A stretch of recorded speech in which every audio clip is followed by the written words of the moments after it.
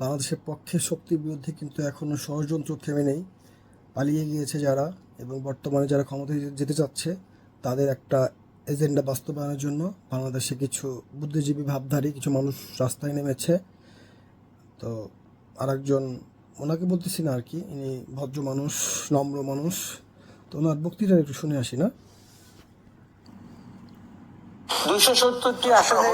270টি আসনে এনসিপি কে জামাতের হয়ে ভোট চাইতে হবে, দ্যাট ইজ দ্য কন্ডিশন। তার মানে তারা স্বাধীনতা বিরোধীদের হয়ে ভোট চাবে, নারী ধর্ষণকারীদের পক্ষ হয়ে ভোট চাবে, বুদ্ধিজীবী হত্যা যারা করেছে তাদের পক্ষ হয়ে ভোট। জুলাইয়ের সাথে এত বড় বেইমানি আর কোন শক্তির করার সুযোগও ছিল না, সাহসও ছিল না। তো এই লোক যে কথাগুলো বলছে, তো দেখি চলেন আমাদের বাংলাদেশের সাধারণ জনগণ কি বলে, আমার কমেন্টগুলো পড়ে আসি। হ্যাঁ, আমি আর কিছু বলবো না, পরে বলবো আর কি। এইগুলো এই প্রজন্ম খায় না, এতে আরও জামাতের ভোট বাড়ে। আরেকজন লিখছে তার মাথার সমস্যা আছে। আরেকজন লিখছে রামবামপন্থীরা তো আবল তাবল বলবে, এটা স্বাভাবিক।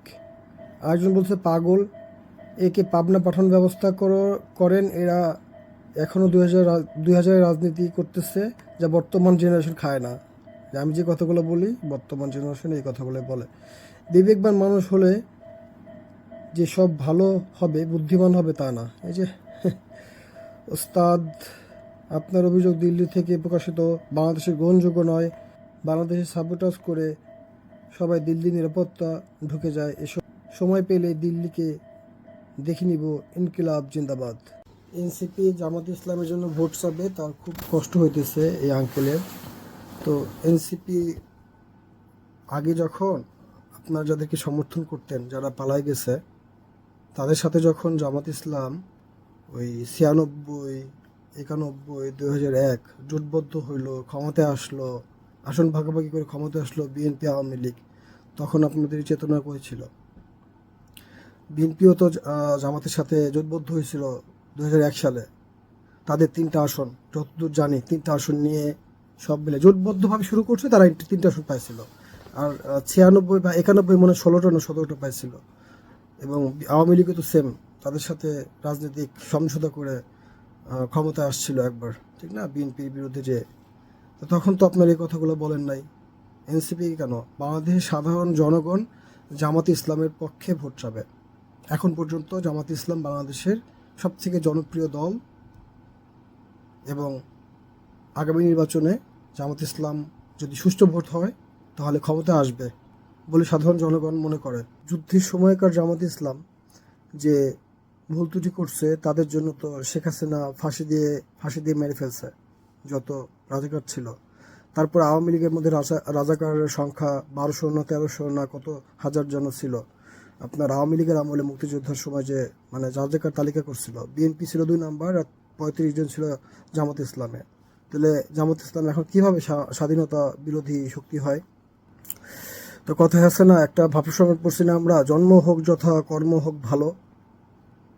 তো একটা মানুষের, ধরেন একটা মানুষের ফ্যামিলির যে কর্তা, সে ডাকাতি করে, তার ঘরে একটা ভালো সন্তান জন্ম নিছে, সে ভালো করে লেখাপড়া করছে, বড় পর্যায়ে চলে গেছে, ডাকাতির দাও নাই, বাপ খারাপ ছিল, তাহলে কি ওই ছেলেটার সমস্যা? বাচ্চাদের জন্ম নিছে। যুদ্ধের পরে যে ভুট্টোকে নিয়ে আসলো আপনাদের আব্বা, লাল গাড়িতে সংবর্ধনা দিল, জড়াই দিল, বললো যে আমরা পিছনে সব কথা ভুলে যাই, আসেন। আপনারা যাকে আব্বা মানেন, সে আব্বা তো বলছে যে আমরা সাধারণ ক্ষমা করে দিলাম, সাধারণ ক্ষমা, এই যুদ্ধের সময় যা হয়েছে। যুদ্ধের পরে ভুট্টুরে আনলো, জড়াই ধরলো। সত্যিকারের মুক্তিযোদ্ধা যারা দেশটাকে যুদ্ধের জন্য জীবন দিছে, দেশটাকে ভালোবাসে, সার্টিফিকেটের জন্য না, আব্বার দেশের মানুষের জন্য না, নিজের দেশকে ভালোবাসে জীবন দিছে। আব্বা তো ছিল পাকিস্তানে, বৈশা আরামে রান্না বান্না খাইতেছিল, পাকিস্তানি ছিল কিন্তু বাংলাদেশিদের রান্না খাইতেছিল। তারপরে ম্যাডাম আপা হলো সেনাবাহিনী, সিএমএসে বাচ্চা নমরুদ পয়দা হওয়া করতেছিল, পাকিস্তানি আমলে পাকিস্তানিদের ভাতা নিচ্ছিল, মরতেছিল সাধারণ জনগণ। আপনি যদি জামাত ইসলামকে স্বাধীনতা বিরোধী বলেন, এটা কাদের ইতিহাসে লেখা আছে? কোন ইতিহাসে? সেই ইতিহাসে তো যুদ্ধের পরে জাসদের 30,000 না কতজন মানুষকে হত্যা করা হয়েছে? সংসদে দাঁড়ায় বলছে কোথায় সে সিরাজ শিকদার, এসব বলা হয়েছে না? তাদেরকে হত্যা করা হয়েছে না? অন্য দেশ থেকে আসা বাংলাদেশি মানুষকে মারে গেছে, আমরা যুদ্ধ করছি, আমরা মরছি, তারাও মরছে। এটা যুদ্ধ, নিরস্ত্রদের উপর হামলা করছিল না? যুদ্ধের বিজয় দিবস, আমাদের বিজয় দিবস অন্যরা কেন পালন করে? তখন আপনাদের চেতনা কোথায় থাকে? স্বাধীনতা বিরোধীরাই সব দোষী, কিন্তু বিজয় দিবস যে অন্য দেশ পালন করে, বাংলাদেশটাকে যুদ্ধের পরে যে লুটপাট করে নিয়ে গেছে হাজার হাজার কোটি টাকা, পাকিস্তান আমলে আপনার দামি দামি যে গাড়িগুলো ছিল, যত বদনাম বন্ধ ছিল, সব তো নিয়ে গেছে। সেই জন্য আপনারা তো চেতনা দেখান না। আওয়ামী লীগের আমলে এই নেতামেতারা হাসা মাহমুদ, তারপরে এই কাওয়া কাদের আপা বলতেছে জিয়াউর রহমান ছিল পাকিস্তানিদের চর স্পাই, তো ছিল এটা ছিল জিয়াউর রহমান। তাদের নিয়ে না আপনারা সংসার করছেন 15 বছর, তার না বিশ্বের 1 নম্বর পর্যায়ে আছে, তাদের নাকি অনুসরণ করে। হ্যাঁ, আন্তর্জাতিক মানে জাতিসংঘ কর্তৃক রিপোর্টে 1400 না 1500 মানুষকে হত্যা করছে বাংলাদেশে জুলাই আন্দোলনের সময়। তো এটা দেশের মানুষকে হত্যা করছে না? নিরস্ত্র মানুষকে পাকিস্তানে যে হামলা করছে, ওইখানে সংখ্যা বেশি ছিল, আমরাও যুদ্ধ করছি, আমরা মারছি পাকিস্তানিদের। বাংলাদেশিদের যে মারলেন আপনি, এরা দেশদ্রোহী না? এরা স্বাধীনতা বিরোধী না? যারা হলো ওই যে আপনার ওই সেকুলার হতে চায়, যারা বাম হতে চায়, যারা আপনাদেরকে তেলায় চলবে, আপনাদেরকে যারা চাবি দিয়ে চালায়, তাদের মতন চললে পরে তারা আর কোনো বিরোধীদের কিছু না। যতদিন যে আপনি আব্বারে আব্বা করে ডাকতেন, আব্বা যে আসলো, ভুট্টোরে কেনই করলো? ভুট্টো না পাকিস্তানি প্রধানমন্ত্রী ছিল? ওই ভুট্টো পাকিস্তানি ছিল না? ওরে কেন জড়ায় ধরলো? ছবি নাই ফেসবুকে, ইউটিউবে? কেন ধরছে? আমাদের পাকিস্তান শত্রু দেশ, হওয়ার কথা না এটা হওয়ার কথা না। কারণ কি, একটা দেশের সাথে সম্পর্ক নষ্ট করা যায় না। কিন্তু আপনারা যে কথা বলেন, পাশের দেশের শেখানো বুলি বলেন, নিজের বুলি বলেন না। আপনাদের একটা চেহারা আছে, সেই চেহারার মধ্যে একটা ওই যে উদিচি এইসব ভাব আছে আপনাদের মধ্যে। ওই আলো দিল্লি স্টার এই টাইপের চেহারা নিয়ে আপনারা আসেন, মানুষ মনে করে কি বুদ্ধিজীবী রে। আসলে আপনারা বুদ্ধিজীবী, কিন্তু আপনাদেরকে মানুষ জ্ঞান পাপী মনে করে। আপনাদের জ্ঞান আছে, জ্ঞানটাকে লাগার অন্য কাজে, শয়তানদের কাজে। বাংলাদেশ সাধারণ মানুষ জানে, বোঝে আপনাদের কথা। জামাত ইসলামের বিচার হয়ে গেছে, 1000 বার ক্ষমা হয়েছে, এরপরে আর কোনো কথা নাই। এরপর যারা কথা বলবে, কোন এক সাংবাদিক না বড় এক মুরব্বী, একজন বিশ্লেষক বলছে যে এই স্বাধীনতা বিরোধী কথা বলবে তাকেই স্যান্ডেল দিয়ে থাপড়াবেন, মানে স্যান্ডেল দিয়ে পিড়িতে বলছে। আমার কথা না কিন্তু এটা। তা বাংলাদেশে এখন নতুন করে আবার জাগান্বিত হইতেছে। হওয়ার কারণ কি? ধান্দাপাতি কম হইতেছে।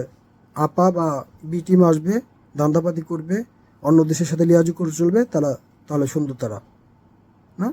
এতদিন তারেক রহমানের নিউজ প্রকাশ করতো না তোমরা, আর এখন তারেক রহমানের সাথে ব্যবসায়ীরা, প্রশাসনের অনেক তিন বাহিনী, এগুলো সব যে যোগাযোগ করতেছে, মানে ক্ষমতায় নিয়ে গেছেন আপনারা। জনগণ ক্ষমতায় নেবে এবার, ক্ষমতা পাইলেও জনগণ ক্ষমতায় নেবে এবার জনগণ মেনে নেবে না। মানে নির্বাচন হবে একটা, ডিক্লেয়ার করবেন আর একটা, ওই আসন দখল করবেন অস্ত্র দিয়ে, এগুলো হবে না। বাংলাদেশের জনগণ চায় না এটা। আমাদের বাংলাদেশের ইতিহাসে, আমাদের বাংলাদেশের মুক্তিযুদ্ধের ইতিহাস সব কিছুতে বিকৃত করছে। নিজের আব্বাদের করছে, নিজের আব্বাই সব কিছু করছে পাকিস্তানে বসে।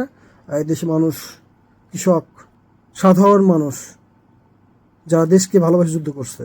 এই যে ভুয়া সার্টিফিকেটের মুক্তিযুদ্ধ না, কিন্তু ওই যে নাতিরা চাকরি পাবে, বাপের পেনশন পায়, মানে যে মুক্তিযুদ্ধ ভাতা পায়, এই জন্য অনেকে আসেন না, আওয়ামী লীগ করে।